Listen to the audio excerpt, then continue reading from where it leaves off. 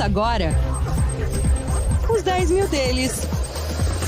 O reality cast que faz o seu tempo render. Sim, senhoras e senhores, começou o 5º episódio de Os 10 Mil Deles e os nossos investimentos completam um mês no mercado de ações. Me acompanha nessa jornada aquele que ama o longo prazo mais do que ganhar na loteria, Carlos Castrucci. Fala aí, Carlos. Salve, Léo. Um mês, hein? Que ainda é curto prazo, não esquece. Tá passando rápido e ficando cada vez melhor. Boa, verdade. Quais serão os destaques de hoje? Vamos a eles. Adivinha só o que aconteceu? O dinheiro subiu mais uma vez. Já estamos com R$ 12.550. Mas muita calma nessa hora. O Carlos vai comentar um pouco mais sobre o nosso atual momento e algumas perspectivas que indicam: vem tempos difíceis pela frente. É a carteira deles. Muita informação. Taxa de desemprego cai nos Estados Unidos. Ministro da Economia Paulo Guedes fala em unificar programas sociais. São Paulo e Rio de Janeiro iniciam a abertura gradual da economia. É a carteira de notícias. Uma entrevista exclusiva com Felipe Dutra, advogado mestre em Direito Tributário. O assunto? Reforma tributária. É o Palavra em Ação. No Beabá da Bolsa, você vai descobrir o que significa o termo receita, um conceito básico para quem pensa em investir. E para botar no radar, Boletim Focus do Brasil, vendas de varejo dos Estados Unidos e a taxa de desemprego da China. Este é o reality do investidor. E adivinha? Já começou!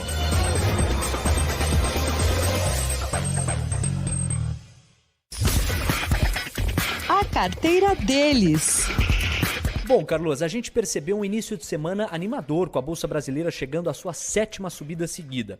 O dólar chegou a recuar ainda mais. Aí, ao longo dessa semana, no entanto, as subidas foram perdendo fôlego e vieram algumas quedas, todas relativamente modestas. Da semana passada para essa, o Ibovespa variou 0,9%.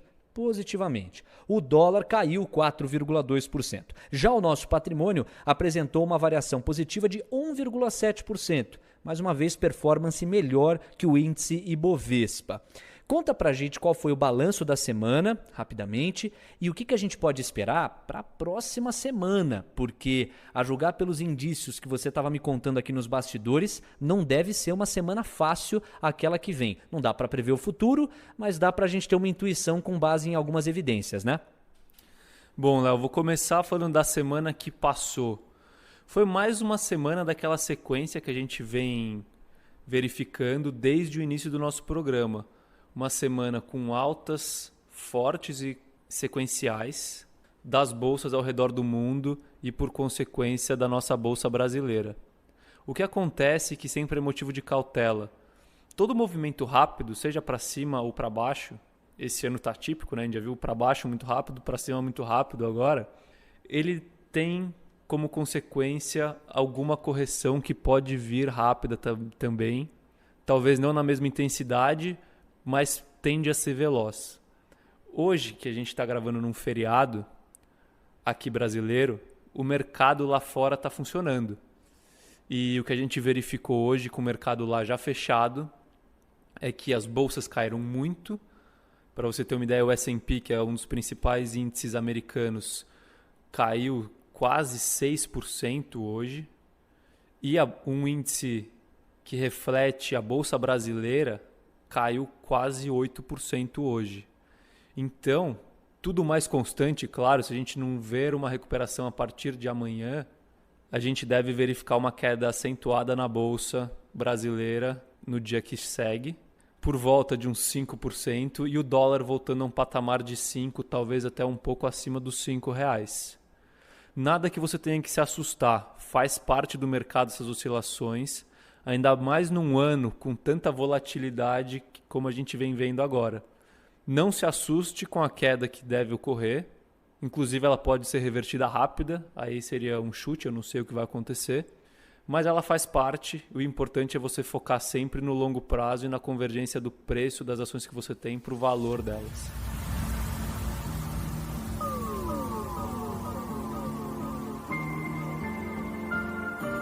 E quando a gente faz a avaliação das empresas nessa última semana, qual aquela que mais se destacou, Carlos? A que mais cresceu?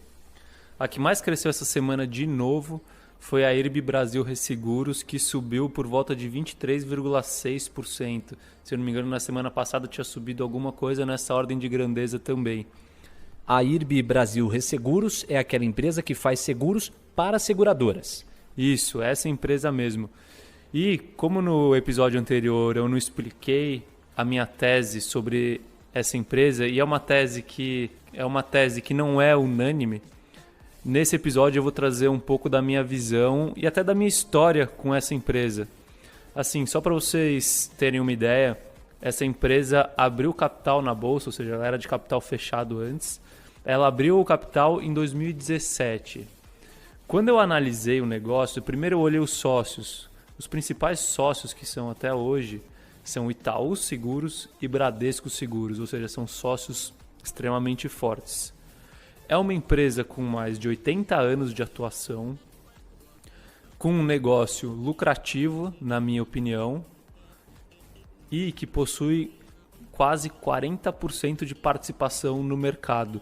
Ou seja, quase 40% de todos os resseguros feitos no Brasil são feitos pelo IRB. Então, ele tem uma vantagem competitiva e uma barreira de entrada enorme para os concorrentes. O que seria a barreira de entrada? As dificuldades que os concorrentes encontram na hora de se estabelecer no mesmo segmento de mercado? Isso, é difícil alguém conseguir competir com o IRB sendo novo no mercado. Bom, então essa empresa fez essa abertura de capital em 2017, eu analisei o negócio como sendo interessante e investi em 2017 nessa empresa. O que aconteceu a partir de lá? Eu vou trazer uma cronologia dos fatos para vocês entenderem onde a gente está hoje. A empresa começou a apresentar um crescimento muito forte, tanto de receitas, quanto de lucro, quanto de rentabilidade para o acionista, ou seja, está ficando cada vez mais rentável. E o preço das ações até 2019 subiram praticamente em linha reta. Assim, era uma coisa que parecia brincadeira. Em 2 anos e meio, sem muitos sustos, o preço da ação de IRB multiplicou por 4. Muito antes disso, quando tinha multiplicado por 2, ali em 2018 ainda, eu já tinha me desfeito da empresa. E por quê? Porque apesar dela estar apresentando lucros crescentes, para mim o preço que estavam pagando por essa empresa era muito arriscado. Você estava pagando muito por uma expectativa muito grande de crescimento e não pelo que a empresa estava entregando hoje. E isso sempre, na minha opinião, é um risco.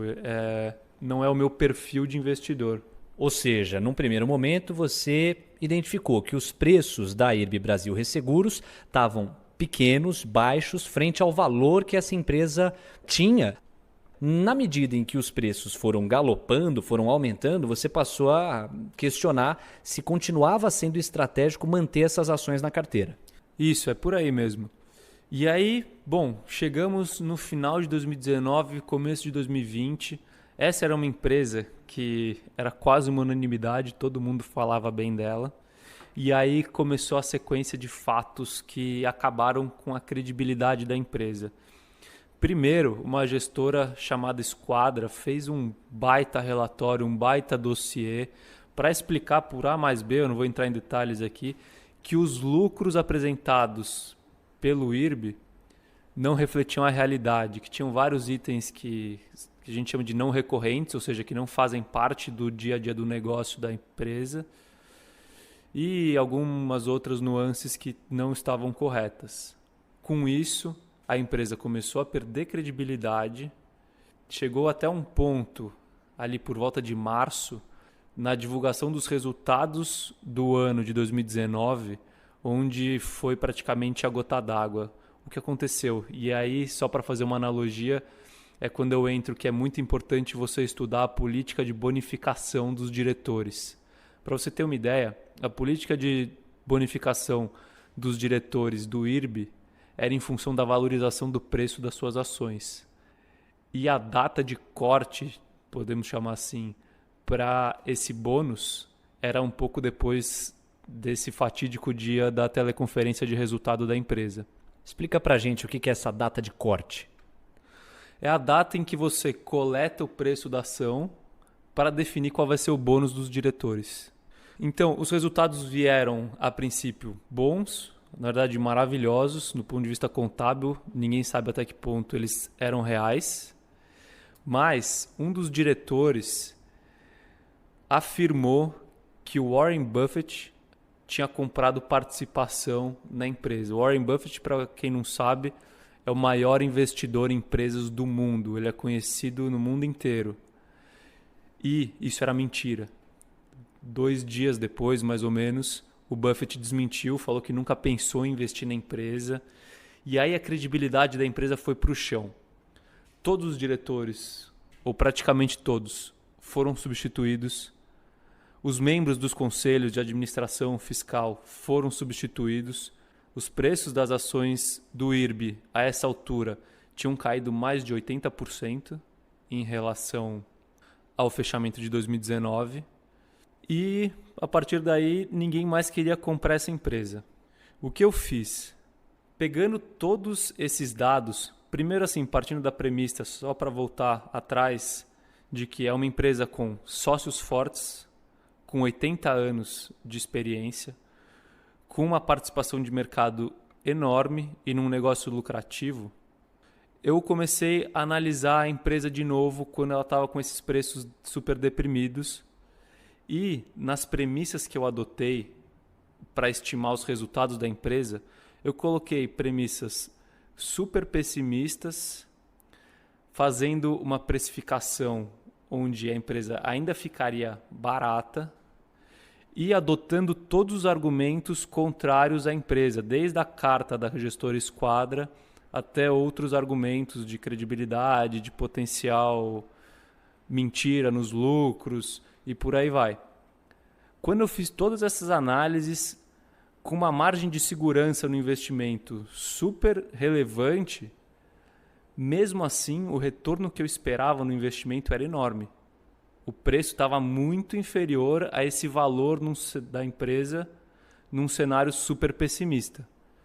Então, por mais que fosse um caso arriscado no ponto de vista de investimento em ações, porque as ações estavam muito voláteis, na minha opinião, fazia sentido investir nessa empresa, dado essa depreciação excessiva no preço. E foi por isso que eu comprei. Eu não sei se eu estou certo ou se eu estou errado.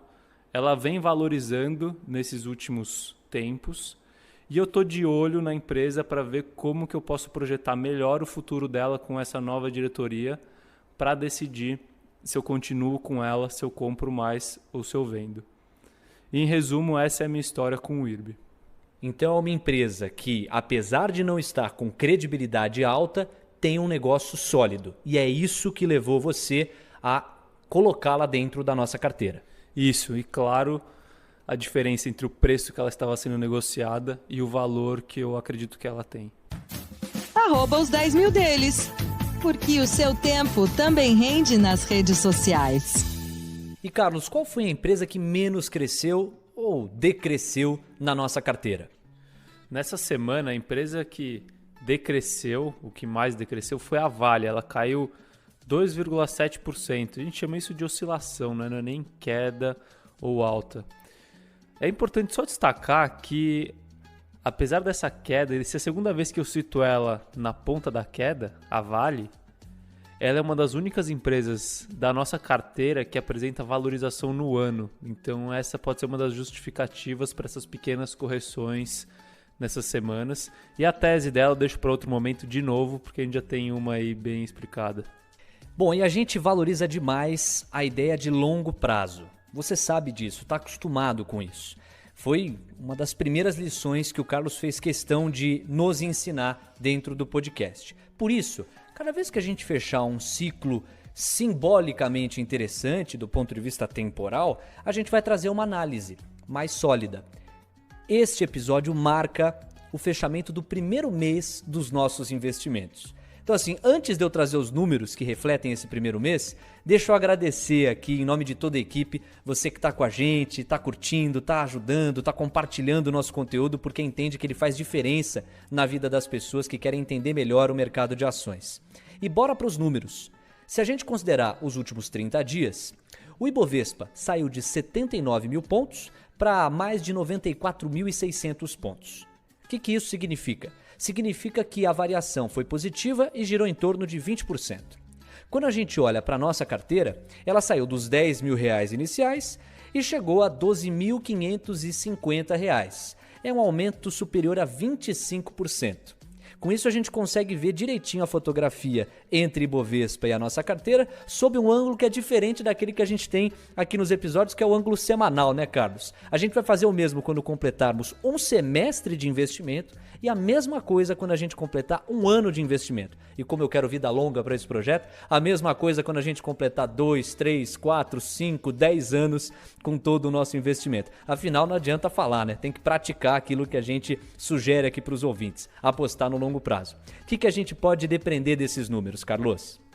A gente vê que as bolsas, de uma forma geral, realmente subiram muito nesse nosso primeiro mês.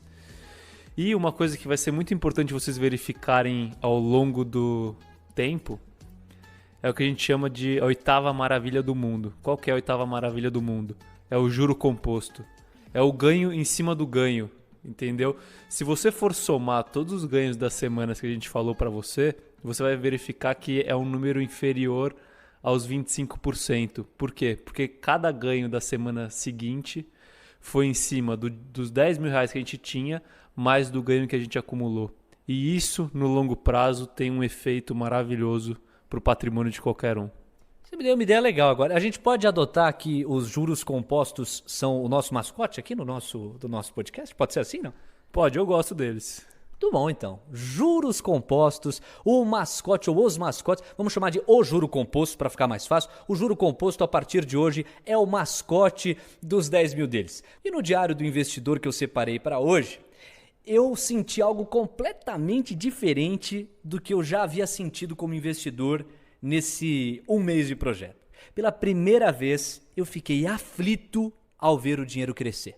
Sim, e foi uma sensação muito estranha, gente. Na segunda-feira, quando a bolsa apresentou uma nova subida, de mais de 3% no caso, eu automaticamente fiz a leitura de que o nosso patrimônio estava subindo junto. Já comecei a projetar mais uma semana de alegria, euforia. Daí me vieram as reflexões do último programa, do episódio 4, e a preocupação bateu.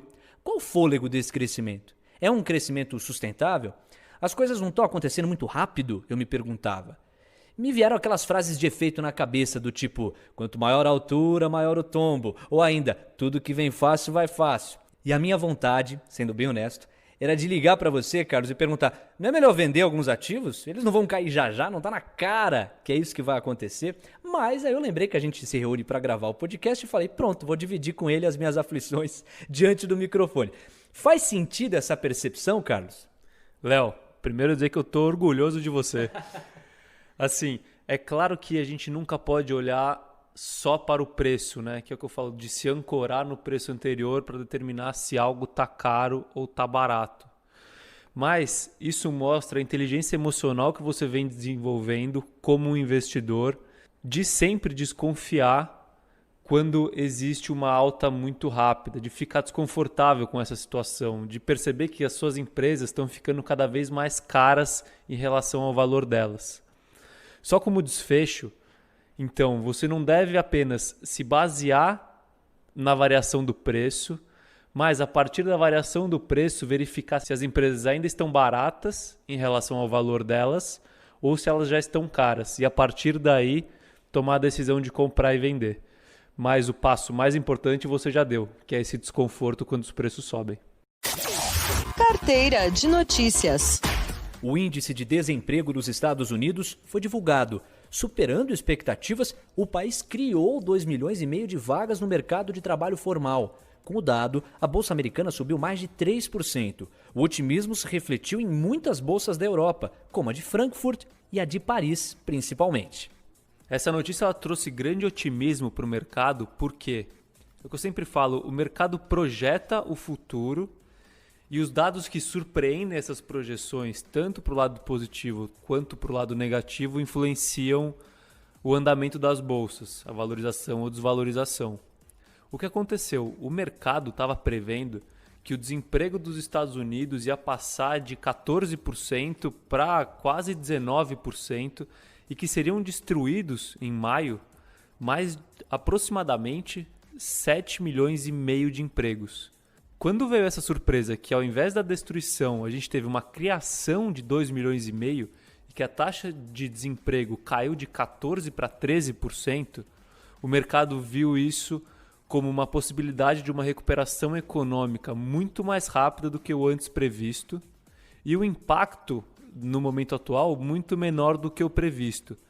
Então o mercado de uma forma geral leu essa notícia como extremamente positiva e que refletiu essa valorização forte que a gente viu tanto nas bolsas lá fora quanto na bolsa brasileira, dado que aqui no Brasil grande parte dos investidores são os próprios investidores estrangeiros.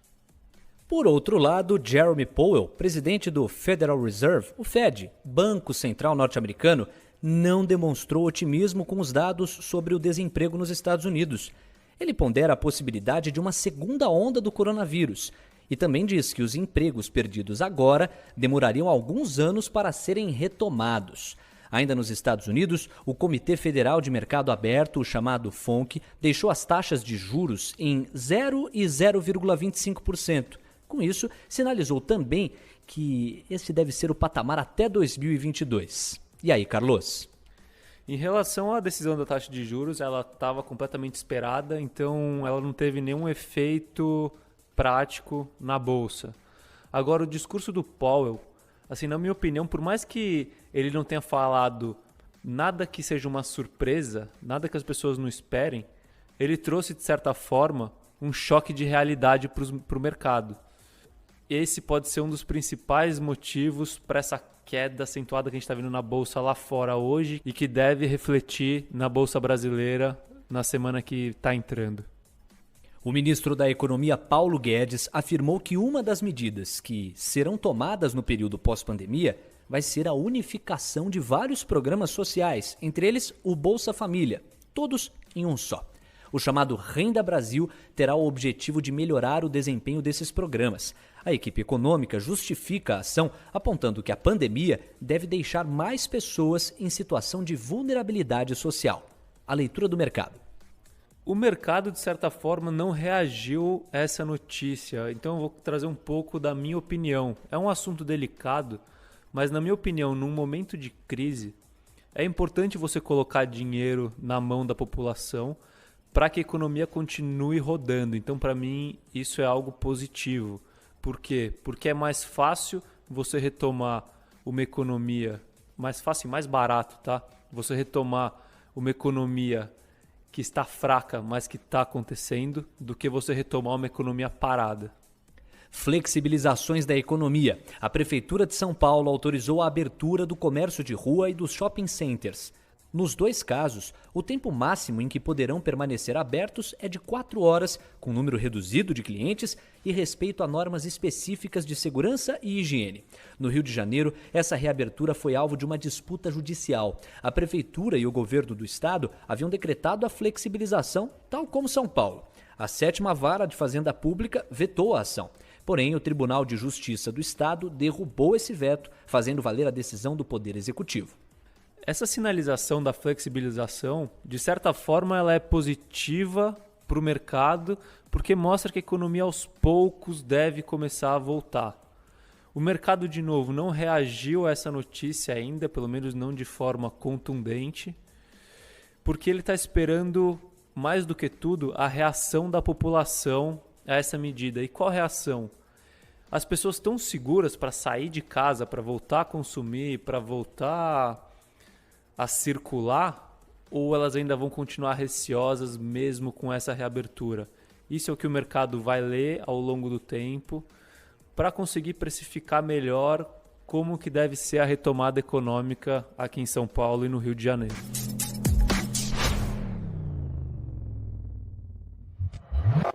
Palavra em ação. Desde a aprovação da reforma da Previdência, uma das principais apostas do governo federal para a melhoria econômica do país é a reforma tributária. Uma proposta está tramitando no Senado, outra na Câmara dos Deputados, e o governo federal ainda quer, após a pandemia, mandar a sua própria versão. As duas que estão no Congresso são bem parecidas, porque buscam simplificação tributária, substituindo 5 tributos: PIS, COFINS, IPI, ICMS e ISS por um só, que seria o Imposto sobre Bens e Serviços, o chamado IBS. Isso tudo seria feito em uma transição gradual que levaria aproximadamente 10 anos. A expectativa é que a versão de reforma tributária do governo federal siga essa linha. Para sabermos mais sobre o assunto, o repórter Caio Melo conversou com o advogado mestre em Direito Tributário Felipe Dutra. Vamos conferir esse papo. Os 10 mil deles. Léo, nós começamos falando sobre aqueles que seriam os principais beneficiados pela reforma tributária. Na verdade, toda a sociedade vai ser beneficiada com essa simplificação. Independentemente da proposta que seja aprovada, uma simplificação no Brasil é muito bem-vinda em razão dos custos de compliance que a complexidade atual gera. É claro que uma simplificação excessiva ela pode fazer com que o sistema ele seja mais injusto, o sistema ele não considere características sociais que são relevantes para que a tributação seja bem distribuída. Mas hoje o nosso sistema ele é tão caótico que, num primeiro momento, qualquer simplificação, ela, sem sombra de dúvida, vai beneficiar o empresariado, vai beneficiar o trabalhador, porque ela vai estar tirando um custo importante que hoje afeta todos na sociedade. Mansueto Almeida, secretário do Tesouro Nacional, declarou recentemente que o governo federal deve encaminhar a reforma tributária após a pandemia do coronavírus. Nós perguntamos para o Felipe se essa versão não concorreria com as que já tramitam no Senado e na Câmara. Hoje nós percebemos muitos políticos querendo liderar a reforma tributária em razão da importância do tema e do impacto que a reforma tributária pode gerar para a sociedade. E agora a gente tem mais um projeto, né, de reforma tributária concorrendo com os demais.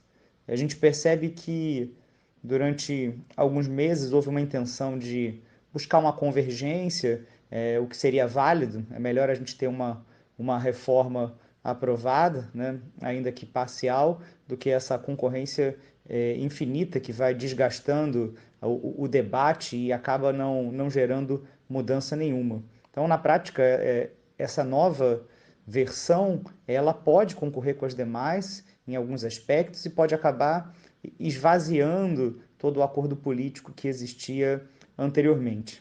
Felipe Dutra respondeu sobre o impacto que a pandemia teve na tramitação da reforma tributária no Congresso Nacional. A pandemia expôs diversas mazelas já existentes no Brasil e demonstrou a fragilidade do acordo político, né? Nós vemos constantemente hoje nos noticiários conflitos entre os diferentes poderes e esses conflitos, é claro, eles se refletem também no acordo político que existia anteriormente com relação à reforma. O poder e as alianças do governo foram esvaziadas e hoje existe uma tentativa de reconstrução, ou melhor, a nova construção de alianças para que o governo ele consiga avançar com algum tipo de governabilidade com relação aos temas mais urgentes. Com relação à reforma tributária, ainda não foi testada essa capacidade do governo de aprovação, mas, sem sombra de dúvida, ela não é a mesma capacidade que existia antes da pandemia. Sobre o impacto dessas mudanças tributárias para a população, ele elencou alguns fatores. Uma reforma tributária bem feita, ela é capaz de gerar empregos, gerar riqueza para toda a sociedade, ela é capaz de trazer redistribuição de renda, melhoria nos serviços públicos, só que essa é uma reforma difícil de ser aprovada. O que a gente percebe nos projetos existentes e também nos acordos que podem viabilizar ou não esses projetos, é que a gente não deve ter uma reforma tão ampla. A reforma provavelmente ela vai estar reduzindo custos relacionados à compliance, trazendo algumas simplificações e iniciando esse movimento. Mas para que a gente chegue nesse sistema ideal, a gente ainda tem um longo caminho pela frente. Nós levantamos a possibilidade de alguns setores e estados serem afetados negativamente pela reforma tributária. Nesse cenário, Felipe Dutra ressaltou a importância de ações compensatórias. Toda reforma tributária, ela inevitavelmente acaba gerando algum tipo de redistribuição de recursos. E é aí que muitas vezes a reforma tributária encontra dificuldade para a sua aprovação. A mudança de um tributo ou mesmo a forma de interagir com um determinado setor pode fazer com que um ente político ele acabe sendo desfavorecido e outro favorecido. E aí vem essa discussão dos estados e municípios que, em alguns dos projetos, se sentem desfavorecidos em função dessa redistribuição que pode ocorrer. Existem mecanismos de compensar tanto estados quanto municípios. Muitos desses mecanismos têm sido discutidos ao longo dos diversos debates relacionados à reforma tributária, e o mesmo ocorre com relação a alguns setores, né, que, embora exista essa expectativa de que eles sejam mais tributados, é possível também que haja um reequilíbrio da tributação através de negociação. Ele opinou sobre o IVA, o Imposto de Valor Agregado, que serviria como uma espécie de imposto único. É um tributo mais avançado, que viria a substituir ICMS, IPI, dependendo do projeto que a gente lê, até outros tributos. Ele traria não só simplificação para o nosso sistema, mas também geraria uma nova distribuição da renda, né? Seria bem interessante a aprovação de um IVA no Brasil, já que permitiria um alinhamento com práticas já existentes em outros países. Mas essa aprovação não é fácil porque ela mexe com o atual equilíbrio do Pacto Federativo. Então, talvez seja necessária aí uma força política maior para que a gente consiga a aprovação do IVA na sua plenitude, como hoje ele existe em outros países. Perguntado sobre a cobrança progressiva de impostos, na qual os mais ricos pagam mais, Felipe se diz favorável. A progressividade, ela garante justiça fiscal e, por isso, ela é muito bem-vinda em qualquer sistema. A distribuição que é possibilitada pela progressividade, ela traz também benefícios para a economia. Então, não seria uma medida contrária ao desenvolvimento econômico do nosso país. Pelo contrário, seria uma medida que favoreceria o país não só do ponto de vista social, mas também do ponto de vista econômico. Este é o podcast Os 10 Mil Deles. Um reality que faz o seu tempo render. Chama a atenção, Carlos, que em vários momentos o Felipe Dutra se refere ao compliance e problematiza os custos de compliance e o quanto que eles tendem a baixar se uma reforma tributária avançar no Brasil. O que é compliance? Compliance em português significa conformidade. E aí você tem 2 pontos dessa conformidade, ele focou mais no segundo que eu vou comentar. O primeiro é a conformidade das pessoas da empresa com as políticas e diretrizes dessa. Isso é algo fácil porque depende só da empresa e das pessoas que atuam nela. E o segundo, que é onde existe um custo elevadíssimo que ele citou, é um compliance, ou seja, uma conformidade com as normas legais. É muito difícil você estar em dia com as normas que você tem que seguir. São muitas normas, são muito confusas e isso gera um custo de trabalho, financeiro e de tempo para a empresa. É o checklist para a empresa estar em dia com tudo que ela precisa então. E num sentido mais amplo, Carlos, qual comentário você teria sobre esse assunto, reforma tributária no Brasil? Antes de comentar, eu vou trazer um dado aqui que reflete muito bem a importância de uma reforma tributária aqui no Brasil. O Banco Mundial faz um ranking todo ano chamado Doing Business. O que esse ranking mede? Ele analisa a regulamentação do ambiente de negócios dos países. Para você ter uma ideia, esse ranking possui 190 países como um todo. O Brasil está na posição 124 de 190 no ranking geral, na facilidade de se fazer negócios, ou seja, é um país que já é complexo fazer negócios. O investidor olha para esse ranking e fala: não sei não, hein? O Brasil não vai facilitar para eu poder investir nele. Exato. E quando a gente vai para subclassificações, uma delas é a tributação. E sabe qual que é a posição do Brasil no ranking de tributação? Só para complementar, o ranking de tributação, ele envolve quantos pagamentos você tem que fazer por ano de impostos, qual que é a carga tributária sobre o lucro e quantas horas você gasta para pagar tributos todo ano. Para você ter uma ideia, o Brasil está em 184 de 190. Ou seja, é um dos piores países do mundo no quesito tributação.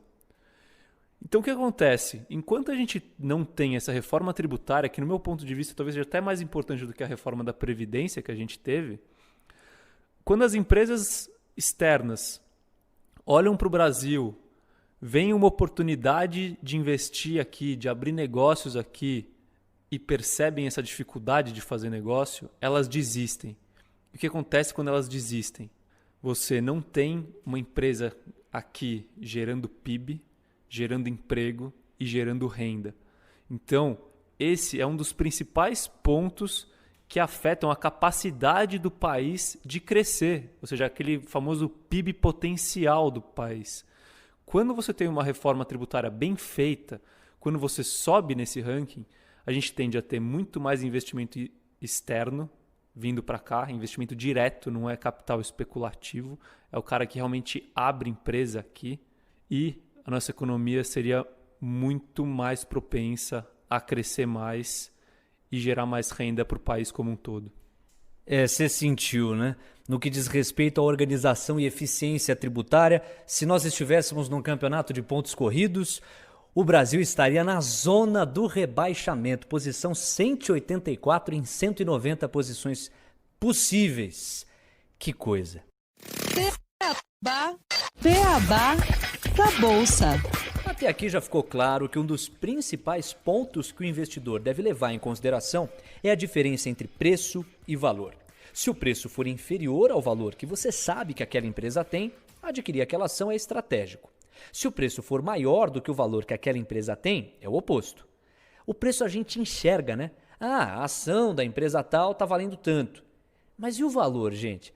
Como é que se faz para calcular?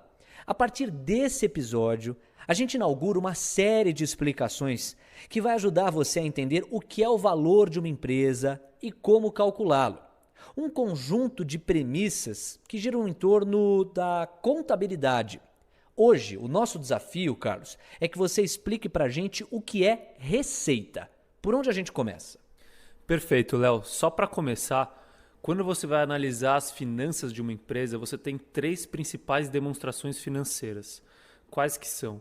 É o balanço patrimonial, onde você analisa a situação da empresa, o fluxo de caixa, que é onde você vê a saída e entrada de dinheiro, e a demonstração de resultado, que é onde você vai verificar lá no final qual que é o lucro da empresa. A gente vai se aprofundar em cada um desses pilares, mas para começo de conversa e para explicar o que é receita, em qual pilar a gente vai? Então, receita é a primeira linha da demonstração de resultados de uma empresa. O que é a receita? É o que a empresa fatura, ou seja, o quanto ela vende. Antes de qualquer custo que ela tenha, quanto que ela está vendendo? Se você tem uma loja de bolo, cada bolo é R$10. Se você vendeu 1.000 bolos no ano, você vendeu R$10.000, ou seja, você teve R$10.000 de receita. É um conceito simples. E por que ele é importante? Porque quando você vai projetar os resultados futuros de uma empresa, a primeira coisa que você tem que projetar é quanto eu espero que essa empresa vai vender nos próximos anos, ou seja, qual que vai ser a receita dessa empresa nos próximos anos. E aí, entendeu? Entendeu mesmo? Porque nem toda a receita é assim, viu, Carlos? No caso do humor, quando o assunto é investimentos, por exemplo, a receita só tem um nome. Ibovespa! Ibovespa! Nesse podcast a gente já sabe que o foco é o longo prazo. Mesmo com o dólar despencando, a gente não pode se empolgar. Foca no longo prazo, pessoal. Que nem eu, que já tô pensando se no Réveillon de 2030 eu vou estar em Miami, Las Vegas ou Orlando. Bom ressaltar que o cenário tá favorável muito mais por motivos externos do que internos. Se fosse depender só daqui, do Brasil, a Bolsa de Valores teria encolhido tanto que de bolsa ia virar uma necessaire. Muitos economistas, renomados inclusive, estão sugerindo que o Brasil imprima dinheiro para sair da crise. Você achando que a solução estava nos investimentos, que nada. A saída não é na XP, é na HP. A impressora, sabe? Com essa hipótese fica aí o recado, pessoal. Invistam nas ações de impressoras. Vão subir. E quem disse que o Ibovespa não poderia dar dicas de investimento estava muito enganado.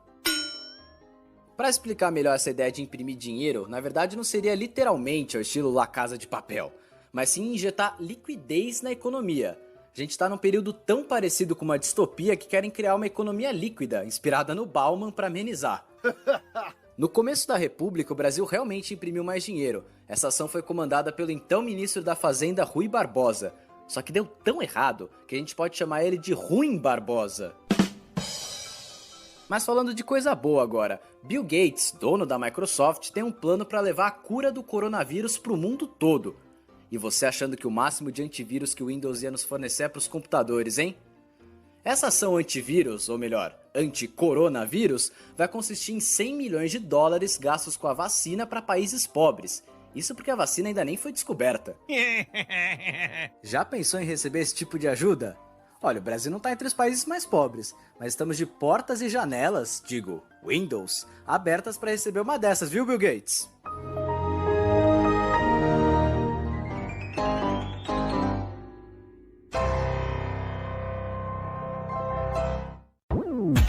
Este é o podcast Os 10 Mil Deles. O reality que faz o seu tempo render. Eu gosto quando o Caio mergulha na história para fazer a gente refletir. A ideia do Rui Barbosa de imprimir dinheiro, sinceramente, tá? É a ideia que eu tinha quando pequeno. Eu via algum problema assim na sociedade, qualquer tipo de pobreza, miséria, eu falava, pô gente, é tão simples, por que os governantes não imprimem dinheiro e distribuem por aí? Aí os problemas acabam. Quem dera fosse fácil assim, né, Carlos? Por que não é tão simples quanto parece? Bom, eu vou trazer aqui para o caso do Brasil, tá? Depois eu posso falar um pouco lá de fora. O que acontece? Um país que tem uma tendência a ter inflação alta... O que é inflação, tá? Português claro, é desvalorização do dinheiro no tempo.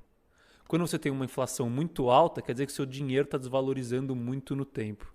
Então, trazendo para a impressão de dinheiro, o que aconteceria, teoricamente, aqui se a gente tivesse uma impressão de muito dinheiro que fosse jogado na economia? A inflação seria alta. Então, vamos supor que você tinha R$1 e um chocolate custava R$1. Vamos supor, um caso hipotético, que o país produziu R$1 a mais para cada real que existia. Ou seja, agora você tem R$2 em vez de R$1. O que é provável que aconteça? Que o chocolate, ao invés de valer R$1, ele vai estar custando R$2. Ou seja, o seu poder de compra se mantém o mesmo. E como a impressão de dinheiro não vem diretamente para as pessoas, na verdade, o governo teria imprimido R$1 para cada real, mas você estaria ganhando por volta de R$1,20. Ou seja, você estaria perdendo poder de compra. Olhando para fora, essa é uma solução que vem sendo utilizada nos Estados Unidos, na Europa, desde a crise de 2008 e vem funcionando. Ela não vem gerando inflação de consumo, mas aí entra num debate conceitual enorme, que eu faço parte, de que apesar de não estar gerando inflação do consumo, ou seja, apesar das pessoas continuarem conseguindo consumir o mesmo que consumiam antes, isso está gerando uma inflação nos ativos. Ou seja, se você ganhando o equivalente a $10 mil, há 10 anos atrás você conseguia comprar um imóvel de 100 metros quadrados, hoje em dia você já não consegue mais. E isso não está sendo perceptível nos índices de inflação medidos pelos governos. No radar. No radar. É hora de descobrir em quais fatos ou eventos o investidor deve ficar ligado para a próxima semana.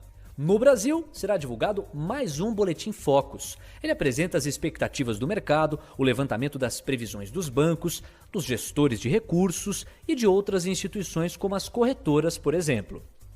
Esse é um boletim que sai toda semana e é importante o investidor ter ciência de que é legal você ver a fotografia das previsões que refletem uma média do mercado, mediana, depende do dado estatístico que você quer usar, mas que ele não traz um impacto relevante para as bolsas em si. Como ele é ajustado toda semana, é legal a gente ver qual que é a trajetória das perspectivas das principais instituições financeiras e dos principais economistas brasileiros para a economia local. Juntar as fotografias e fazer delas o filme. Existe a expectativa da medida mensal das vendas de varejo nos Estados Unidos. Esse indicador aponta gastos do consumidor e também tem relação com a confiança do consumidor. Basicamente, indica o ritmo da maior economia do mundo.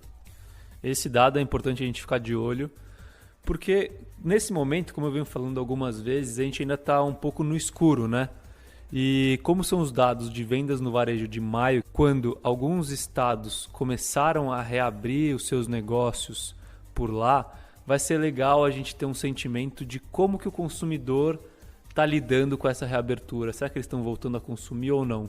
Assim como nos Estados Unidos, na semana passada no caso, a China também aguarda a taxa do desemprego mensal, que permitirá avaliar os impactos da pandemia na segunda maior economia do planeta.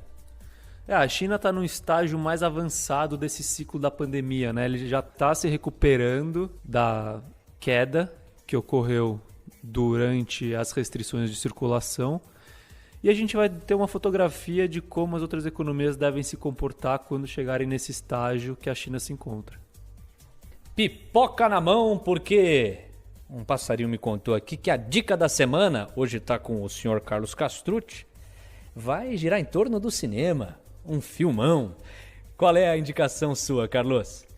É isso aí, Léo. Acho que a gente já botou uma carga muito grande de livro aí pro pessoal. Vou dar uma folga para vocês hoje. O filme que eu indico para vocês assistirem, em português chama A Grande Aposta, em inglês é aquele The Big Short. Esse filme, ele reflete a história de, acho que são 3 grupos de investidores que apostaram na queda das bolsas de 2008. O que é importante você absorver desse filme?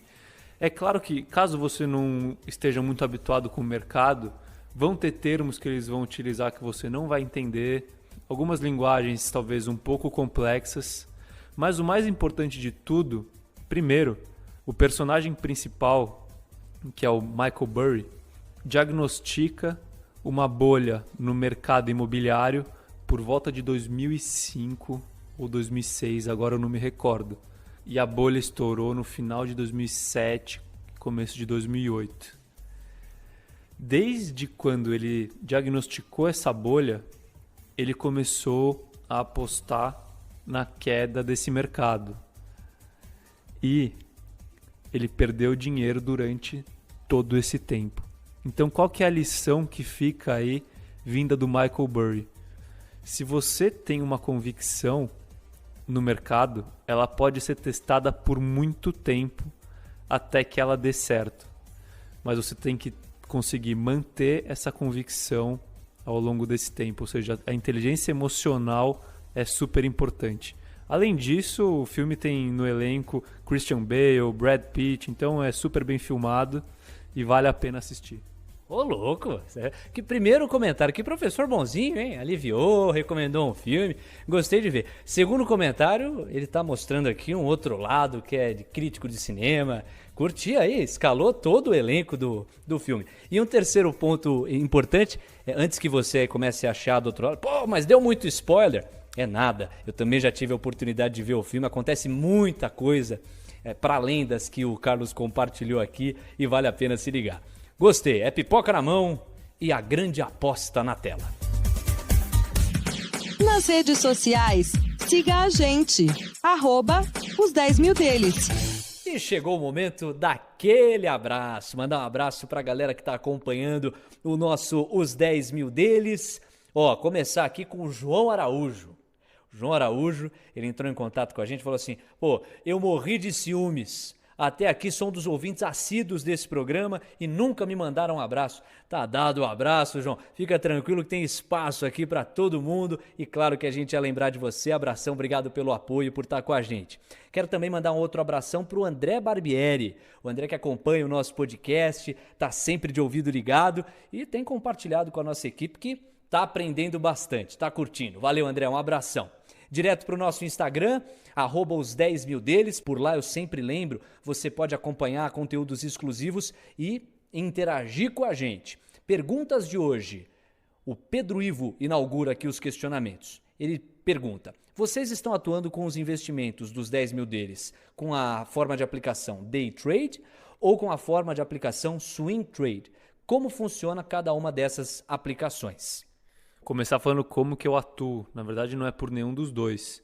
Eu faço análise fundamentalista das empresas e eu compro as empresas para o longo prazo. Então, tem posições minhas em empresas que eu posso ficar 3, 5, 10 anos a depender de como a empresa evolui e de como os preços dela oscilam para cima ou para baixo.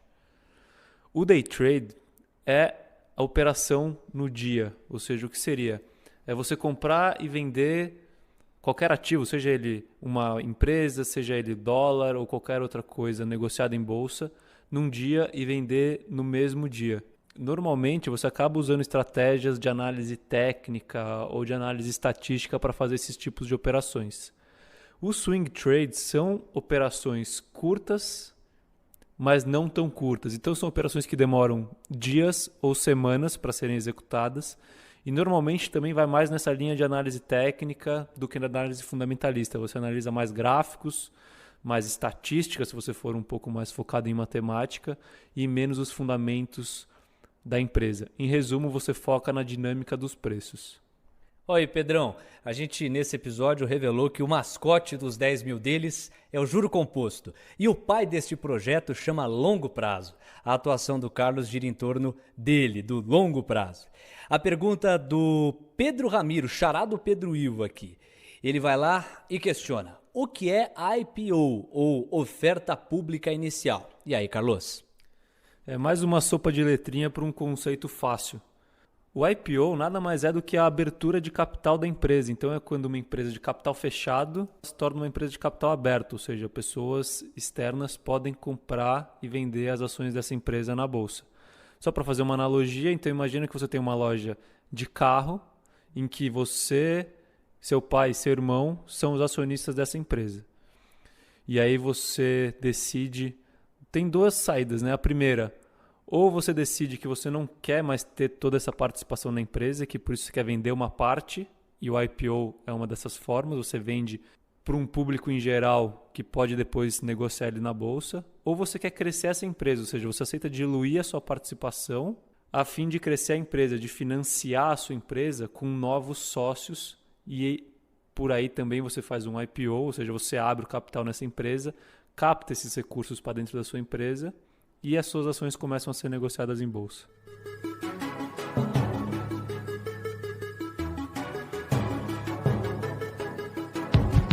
Bom, a gente só não coloca um parabéns a você aqui de fundo, porque não é um aniversário, mas é um mêsversário, o nosso primeiro. Um mês de os 10 mil deles, agradecendo as perguntas do Pedro Ramiro, do Pedro Ivo e de toda a gente que tem interagido conosco no Instagram e em outros canais aqui através do podcast. Eu quero agradecer muito todo mundo que mergulhou com a gente até aqui, que venham os outros meses e dizer que o mêsversário é nosso, mas o presente é seu, porque a gente agora está em outros players, a nossa lista está ficando cada vez mais completa. Então, de repente, você está ouvindo a gente num player que não é exatamente o da sua preferência, mas ao saber que nós estamos em outros players, você pode migrar de modo que fique mais confortável para o seu lado.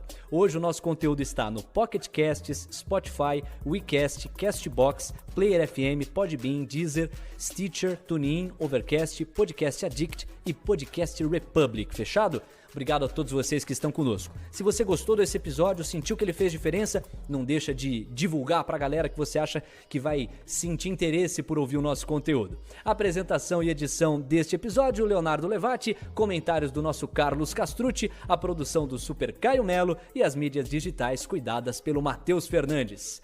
Carlos, até a próxima, um abraço. Até a próxima, gente. Espero vocês. Um abraço. Tchau, gente. Valeu.